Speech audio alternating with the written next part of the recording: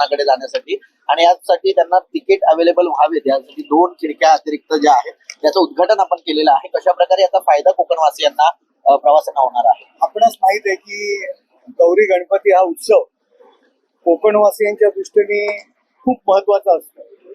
जवळजवळ 90% कोकणवासीय हे गावी जात असतात आणि त्यांचं जाण्याचं दळणवळणाचं साधन एकमेव म्हणजे रेल्वे. सगळ्यांनाच काही ऑनलाईन बुकिंग करता येत नाही आणि मग लिमिटेड खिडक्या असल्यामुळे तासन तास रांगेमध्ये उभं राहावं लागतं.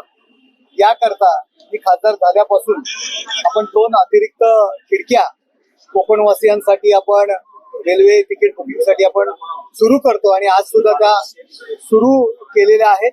कोकणवासियांसाठी ही खुशखबर आहे. त्याचबरोबर मंगलोर एक्सप्रेस 12,133 नंबर, 12,431 राजधानी एक्सप्रेस आणि 12,201 गरीब रथ एक्सप्रेस ह्या ज्या गाड्या आहेत या सावंतवाडी या ठिकाणी थांबत नव्हत्या. आपण मागणी केली आणि आता रेल्वेने तत्वतः या तिन्ही गाड्या सावंतवाडी स्टॉप करता मंजुरी दिलेली आहे. प्रोसिजर सुरू आहे आणि काही दिवसातच या गाड्या त्या ठिकाणी थांबतील. त्यामुळे एक मोठा आणखी एक दिलासा या मुंबई वासियांना ठाणेकर वासियांना मिळणार आहे. छावणा स्टेशन मध्ये पाहता आपण दरवेळी पावसात पाणी तुंबत होतं आणि आपण दाखवत होता, पण मायक्रो टनलिंग आपण सुरू केल्यामुळे काम झाल्यामुळे त्या ठिकाणी पाणी यावेळी साचलेलं नाहीये. एक्सिलेटरची कामं सुरू आहे, स्वच्छतागृहाची कामं सुरू आहेत.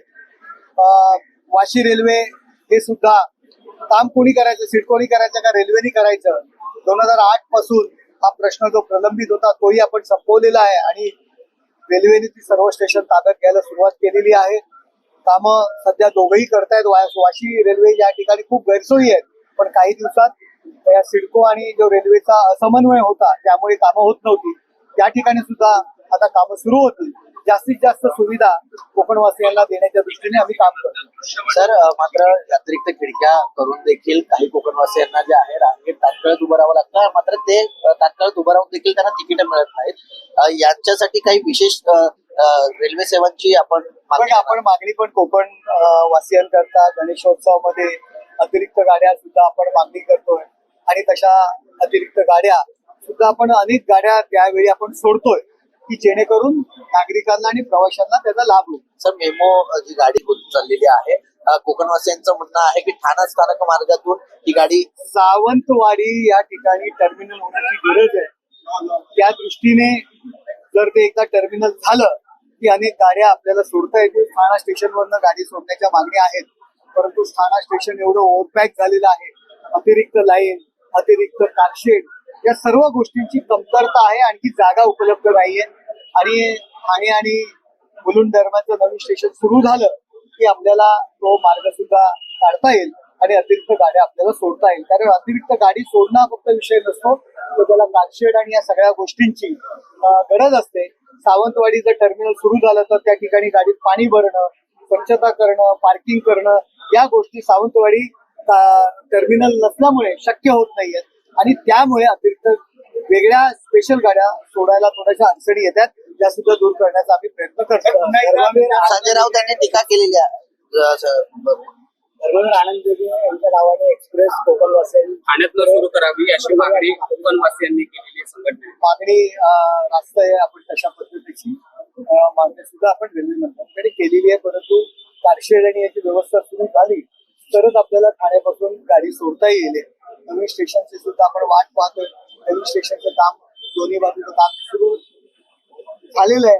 नवीन स्टेशनला सुद्धा गती येईल आणि त्यानंतर काही या गोष्टींचा आपल्याला नक्कीच विचार करता येईल. सर संजय राऊत यांनी पुन्हा एकदा टीका केलेली आहे. एकनाथ शिंदे जे काही आमदार खासदार फोडत आहेत, हे पैसे देऊन फोडत आहेत, त्यांच्या दरेगावातला हा पैसा नाहीये, तर मिसिंग लिंक किंवा अनेक प्रोजेक्ट यांच्यातनं लुटलेला हा पैसा आहे असं त्यांचं म्हणणं आहे. संजय राऊत भ्रमिष्ट झालेले आहेत, त्यामुळे त्यांना दिवसा ढवळ्या रात्री स्वप्नी एकनाथ शिंदे त्या ठिकाणी दिसत आहेत, परंतु एवढे घाबरलेले आहेत एकनाथ शिंदेच्या संदर्भात, त्यामुळे सातत्याने एकनाथ शिंदेचा ताव फोडतायत. संजय राऊत यांनी प्रथम आपल्याला लोक सोडून का जात आहे याचा विचार करणं गरजेचं आहे की जो बाळासाहेबांचा पक्ष आहे, त्याचे विचार तत्व यांनी सोडलेली आहे, संपवलेली आहे. काँग्रेसमध्ये जाण्याचे सल्ले इतरांना देत आहेत, मग हे का नाही जाणार, हा पदाधिकाऱ्यांच्या मनात हा मोठा प्रश्न उभा राहिलेला आहे. काँग्रेसमध्ये जाण्या अगोदरच आपण आपल्या समविचारी पक्षामध्ये जावं, ही प्रत्येक पदाधिकारी आणि लोकप्रतिनिधीच्या मनात या गोष्टी येत आहेत आणि म्हणून एकनाथ शिंदे साहेबांच्या नेतृत्वाखाली सर्व लोक काम करतात. सिद्धिविनायक मंदिराबाबत ज्या काही विधान परिषदेमध्ये जे काही टिप्पणी एकनाथ शिंदे यांनी केली होती त्यावर संजय राऊत असं म्हणतायत की आम्ही सिद्धिविनायक मंदिर व्यवस्थित सांभाळलं होतं, डायलिसिस सेंटरसाठी आम्ही निधी मंजूर केला होता, मात्र आता सत्ता बदललेली आहे, त्या ठिकाणी कार्यकर्ते गेले असतात, त्यांचं म्हणणं असं आहे की तुम्ही आमच्या पक्षामध्ये प्रवेश करा तरच आम्ही तुम्हाला हा निधी उपलब्ध करून देऊ.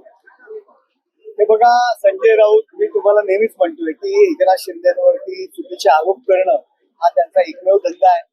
सकाळी उभं राहायचं आणि गुंकायचं हा एकमेव काम आहे. शिंदे साहेबांनी काल विधान परिषदेमध्ये आरोप केलेला आहे.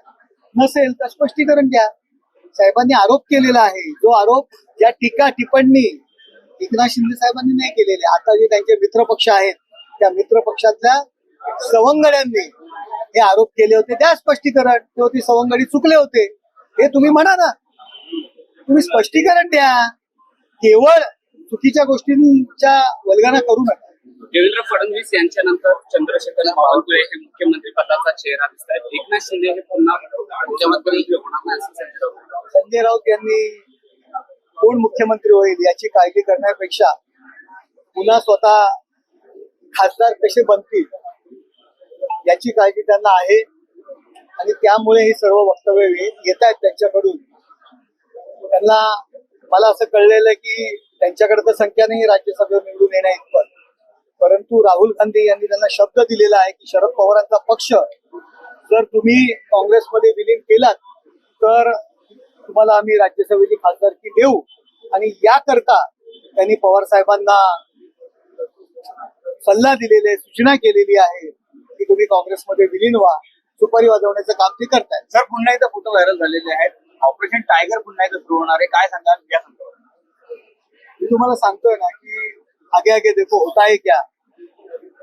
संजय राऊत सुद्धा राहतील की नाही मला शंका आहे, कारण ते खासदार होण्याकरता कदाचित राहुल गांधी यांचं नेतृत्व ऑलरेडी त्यांनी स्वीकारलेलं आहे. त्यांच्या उंबरठ्याच्या बाहेर ते उभे राहिलेले आहेत, त्यामुळे कदाचित ते पण जातील. पण आदित्य ठाकरे आणि उद्धव ठाकरे यांच्या व्यतिरिक्त त्या पक्षामध्ये कोणच उरणार नाही, शिल्लकही राहणार नाही. सर, रामरक्षा उद्धव ठाकरे 18 तारखेला नागपूरला जाणार आहे. ठाण्यामध्ये देखील आज रामरक्षा आणि महाआरती होते, काय सांगाल? रामरक्षा हा प्रकार काय आहे, रामरक्षा कशाला म्हणतात आणि कधी यापूर्वी ठाण्यात आंदोलन करणारे आहेत त्यांनी कधी रामरक्षा वाचले का, कधी पुस्तक उघडून पाहिलंय का? आणि रामरक्षा संदर्भात दादरमध्ये जे प्रदर्शन केलं ते आपण पाहिलेलं आहे की रामरक्षा वाचता सुद्धा येत नाही. आता त्यामुळे मी याच्यावरती काय बोलणार की ज्यांनी हनुमान चालिसा आणि रामरक्षा म्हणणाऱ्या खासदारांना आत टाकलेलं आहे, त्यांच्या घरावरती हातोडा फिरवलेला आहे, ज्यांनी राम मंदिराच्या कार्यक्रमाला उद्घाटनाला उपस्थित राहण्यास नकार दिलेला आहे, त्याला थोतान म्हटलेलं आहे, त्यांनी रामाचं नाव घेणं आणि ज्यांनी रामाला विरोध केला, ज्यांनी राम मंदिराला विरोध केला, अशा हिरव्यांच्या उंबरठे हे झिजवतायत आणि कंबरवरती करून मशिदीमध्ये जाऊन नमाज पडतायत. अशांनी रामाचं नाव घेणं योग्य नाहीये आणि त्यांना ते शोभत नाही. रमेश मात्रे डॉक्टर नर्स मारहाण प्रकरणानंतर विरोधकांनी आपल्या पक्षावर देखील मोठी टीका केलेली आहे. पक्षाकडनं नेमकी काय कारवाई होणार आणि कधी होणार असा प्रश्न देखील तयार केले. बघा, रमेश मात्रे या प्रकरणामध्ये पक्षांनी योग्य ती कारवाई करायचा शब्द दिलेला आहे. कोणी त्यांचं समर्थन केलेलं नाहीये. पक्षाने त्यांना कारणे दाखवा नोटीस दिलेली आहे आणि ज्यांनी जे कोण टीका करतायत त्यांचा इतिहास तुम्ही बघा. रमेश मात्रेंनी काही दरोडा घालण्याकरता कोणाला दमदाटी नाही दिलेली आहे, त्यांचं चुकलेलं आहे. परंतु जे काही राष्ट्रवादी पक्ष, शरद पवार गट असू द्या, आणखी कोण, उद्धव बाळासाहेब ठाकरे गटाचे नेते डोंबिवलीमध्ये जाऊन मोठी मोठी भाषणं करतायत, याच रमेश म्हात्रेंना तुम्ही तुमच्या पक्षात असताना महापौराचा उमेदवार म्हणून तुम्ही संधी दिली होती, स्थायी समितीचे सभापती बनवले होते, सभागृह नेते बनवले होते, आमदारकीचं तिकीट सुद्धा दिलं होतं, महापौराचं तिकीट दिलं होतं, 30 वर्ष ते नगरसेवक म्हणून तुम्ही त्यांना तिकीट दिलं. तेव्हा रमेश म्हात्रे वाईट नव्हते का? तेव्हा तुमचे डोळे झाकले गेले होते का? तेव्हा ते चांगले होते. आता त्यांच्याकडनं चूक घडलेली आहे म्हणून एकनाथ शिंदे साहेबांवरती टीका करणं योग्य नाहीये. एकनाथ शिंदे साहेबांनी त्यांना पाठीशी घातलेलं नाहीये. सर, रमेश म्हात्रे यांचा मुलगा फरार आहे. गेल्या वर्षभरापासून त्याने अवैधरित्या सातबारे घेतलेले आहेत असं ज्यांनी ज्या काही गोष्टी केल्या असतील, चुकीच्या गोष्टी केल्या असतील, त्यांच्यावरती कारवाई नक्की होईल. शेतकऱ्यांचं 50,000 जे कर्जमाफी आहे, 2 लाख कर्ज माफ झालेलं आहे. 2026 आणि कर्ज भरण्याची अट दिली. उद्धव ठाकरे यांच्या एवढी कोतेवृत्ती आहे, संजय राऊतांची कोतेवृत्ती आहे. काल एवढा मोठा निर्णय विधान परिषदेमध्ये माननीय देवेंद्रजींनी जाहीर केला. आज त्यांचं साधं त्यांनी कौतुक नाही केलं, अभिनंदन सुद्धा केलं नाही. शेतकऱ्यांच्या फायद्याचा निर्णय घेतलेला आहे आणि हे सरकार सर्वसामान्य माणसाकरता काम करत आहे, हे त्याच्यातून सिद्ध झालेलं आहे. सर, झाड पडण्याच्या घटनेमुळे गंभीर जखमी महिला खासगी रुग्णालयामध्ये उपचार घेत आहे. त्यांच्याशी मागणी आहे की आम्हाला सहकार्य करावं अशी अपेक्षा मी करत आहे. झाड पडल्यामुळे ज्यांना महानगरपालिकेच्या चुकीमुळे किंवा महानगरपालिकेच्या दुर्लक्षमुळे जर काही कोणाला दुर्घटना घडली असेल तर त्यांना ठाणे महानगरपालिकेने सर्वांना एक न्याय या दृष्टीने त्यांना मदत करावी. एक खासदार म्हणून मी आजच माननीय आयुक्त आणि महापौरांना पत्र देणार आहे की सगळ्यांना तुम्ही ज्या पद्धतीत खूप चांगलं काम आमची मंडळी करतात आणि सगळ्यांना आपण मदत करावी.